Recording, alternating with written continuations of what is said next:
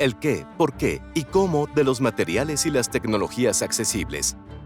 Capítulo 1. ¿Qué son los materiales accesibles, las tecnologías accesibles y las tecnologías asistivas?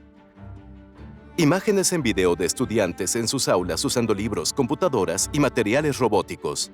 Imagina a los estudiantes que asisten a diario a la escuela. Llegan listos a sumergirse en los libros, absorber conocimiento de imágenes y videos y explorar el vasto mundo de los recursos en línea. Ahora, imagina otro escenario. Una alumna recibe un libro impreso, pero tiene discapacidad visual. Necesita que el libro tenga un formato accesible, como braille, letra grande o táctil.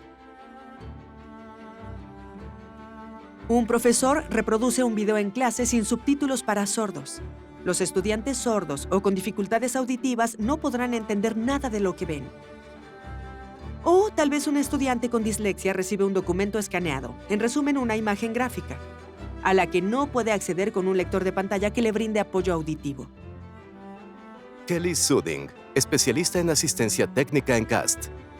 Cada día, muchos estudiantes con discapacidades deben trabajar sin los materiales y las tecnologías necesarias.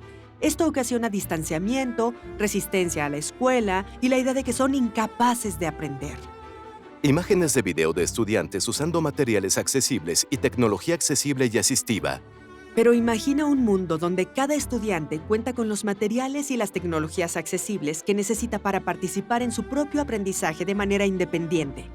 Cada estudiante descifra el material de manera diferente, como con audífonos para los audiolibros. Se relacionan con los materiales de distintas maneras, gráficos, táctiles, braille, e interactúan con los materiales de forma diferente, transcripción de voz, predicción de palabras. Aquellos que necesitan materiales y tecnologías accesibles describen cómo el acceso crea inclusión donde viven, aprenden y trabajan.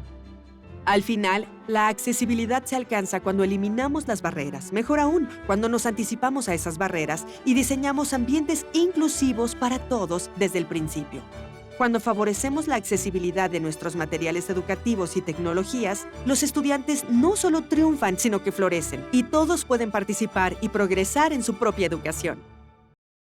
Capítulo 2. ¿Por qué los materiales accesibles, las tecnologías accesibles y asistivas son importantes?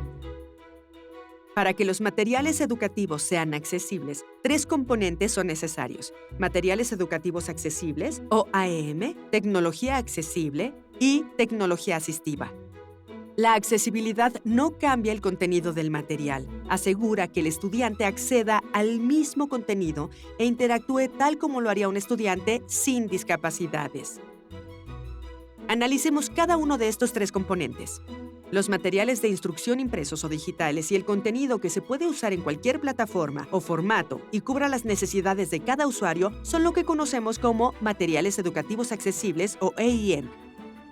Cuando se crea contenido con la accesibilidad en mente, los materiales pueden aplicarse a una gran variedad de tipos de estudiantes.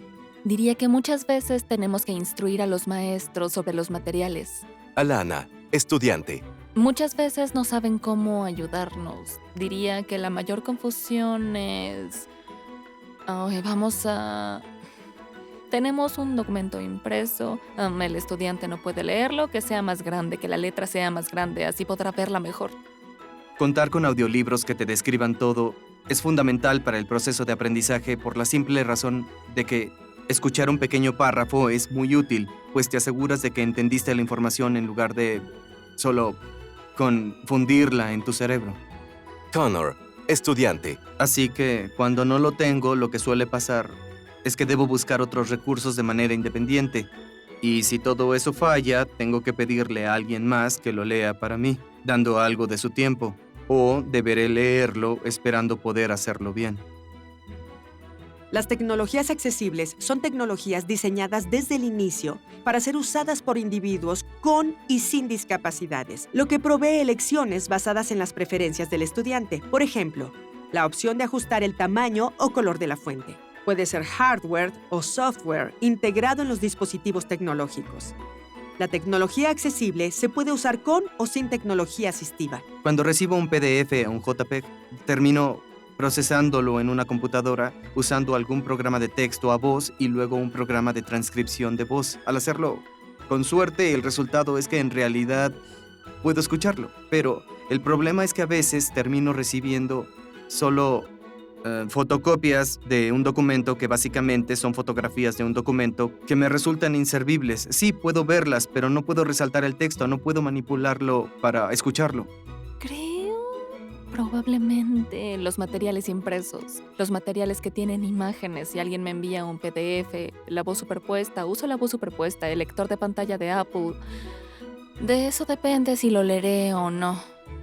Las tecnologías asistivas brindan acceso al medio ambiente a las personas con discapacidades. Las TEA son específicamente diseñadas para individuos con discapacidades para brindarles acceso a su ambiente, a sus clases o a una experiencia.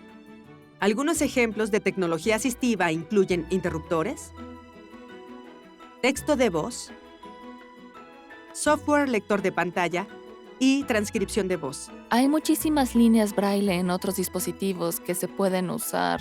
No he podido, desafortunadamente, probarlas todas. Cuando estuve en la preparatoria solía probar muchas porque mi maestra de tecnología tenía muchos dispositivos y decía, vengan chicos, prueben esto. Así que hay muchísimas opciones que no es algo que tiene un enfoque genérico. La tecnología es considerada TEA cuando es requerida por un estudiante en específico y debe ser documentada dentro de un programa educativo, como un programa educativo individualizado o IEP o plan de sección 504. Estos tres componentes, materiales educativos accesibles, tecnología accesible y tecnología asistiva, deben integrarse para brindar verdadera accesibilidad y acceso. Solo porque un documento es digital, como un PDF, no significa que sea accesible.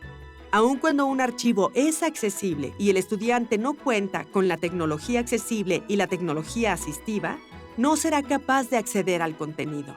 Creo que los profesores deberían entender que cada estudiante es diferente. Lo que yo necesito puede que no sea lo que otro estudiante necesita, aunque tenga una discapacidad similar a la mía. Creo que es importante preguntarles, oye, ¿qué necesitas? Porque ellos son quienes te darán la mejor información. Aun si no saben demasiado, pueden decirte lo suficiente como para que pienses, bien, esto es lo que puedo hacer para ayudar a mis estudiantes. Y así es como se debe hacer, ¿sabes? Capítulo 3. ¿Cómo es que los materiales accesibles, las tecnologías accesibles y las asistivas interactúan? Considerar la accesibilidad desde el principio es imperativo para asegurar que todos los estudiantes se involucren en el aprendizaje. Pero ¿cómo se vería esto en el aula? Cuando era chico, comenzando desde el primer grado, noté que algo andaba mal. No sabía qué era, pero sabía que no estaba progresando al mismo ritmo que tenían el resto de mis compañeros. Connor, estudiante. Era muy evidente durante los exámenes de deletreo. Aún no sé deletrear, pero entonces era muy obvio porque no podía deletrear y tuve que aprender con canciones, procesarlo y seguir.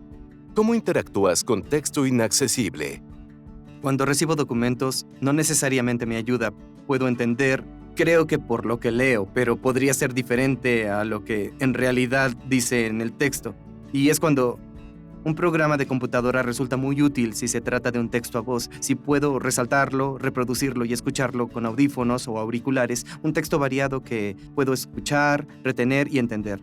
Y es como si te contaran una historia versus tener que leerla, preocuparte de confundir palabras, letras que aparecen al revés, cosas así, y estar leyendo otra cosa que no es la que está ahí, pero piensas que todo es correcto, así que conversas con tu grupo y si lo haces con pluma y papel, sin la computadora y la tecnología, puedes enfrentarte a cosas diferentes a las que pasan en realidad. ¿Cómo interactúas con texto impreso? Recién presenté exámenes y un examen,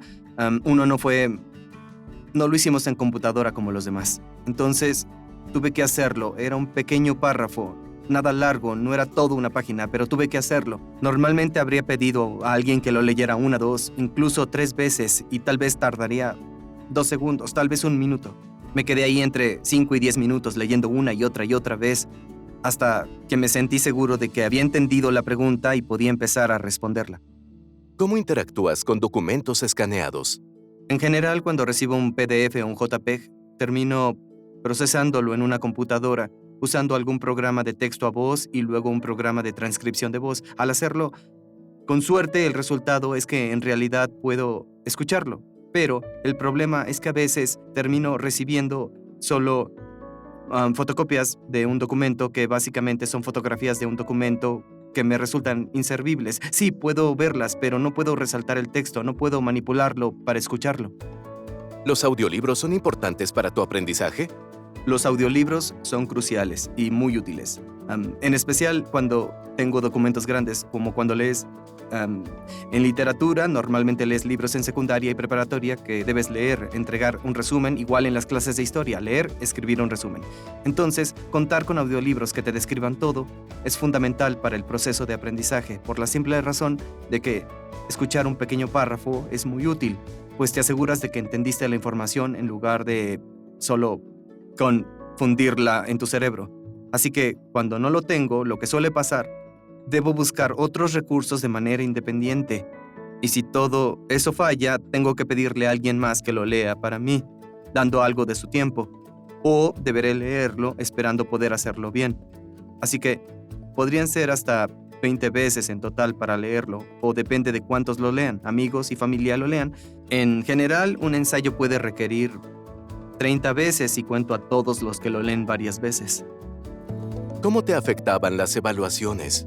Los exámenes de comprensión eran difíciles de más joven. Me costaba descifrarlos, creo que le pasa a muchos. Pero la comprensión estaba ahí. Cuando descifro algo, cuando estoy leyendo un texto o documento que dice, lee y coméntalo, al descifrarlo, había una barrera. No podía hacerlo tan eficiente y eficazmente como la persona promedio que esperaban hiciera el examen. Mi comprensión, si alguien me lo hubiera leído, sería diferente y mi comprensión habría sido mayor al promedio. En consecuencia, tenía un bajo nivel de lectura de 5º grado cuando ya estaba en 8º o 9º grado, lo que no tenía mucho sentido. Y como resultado, terminaron alejándome de diferentes aspectos como mi vida escolar. Tenía actividades extra fuera de la escuela para intentar ponerme al corriente cuando no era un problema, solo debía descifrarlo. En esencia, me sacaron de las clases de deportes. Recuerdo que falté por 1 año o 2 cuando estudiaba y eso fue contraproducente porque A, parecía castigo antes que nada, y B, cuando te mueves y haces cosas, he descubierto que aprendo más y más eficientemente los materiales al hacerlo. Sin esos 3 componentes, los materiales educativos accesibles, las tecnologías accesibles y las tecnologías asistivas, Connor no tendría la oportunidad de acceder al contenido junto con sus padres. Cuando estos 3 componentes de accesibilidad son considerados e integrados, los estudiantes experimentan un acceso equitativo y pueden involucrarse, interactuar y descifrar el contenido con base en sus preferencias y necesidades. Después de todo, la accesibilidad es responsabilidad de todos. Centro Nacional de Materiales Educativos. Aprende más en aem.cast.org. Logo de la OCEP. El contenido de este video fue desarrollado bajo un acuerdo de cooperación con el Departamento de Educación de los Estados Unidos, número H327Z1900004. Sin embargo, este contenido no necesariamente representa la política del Departamento de Educación de los Estados Unidos y no se debe asumir la aprobación del gobierno federal. Oficial del proyecto, Dra. Rebecca Sheffield.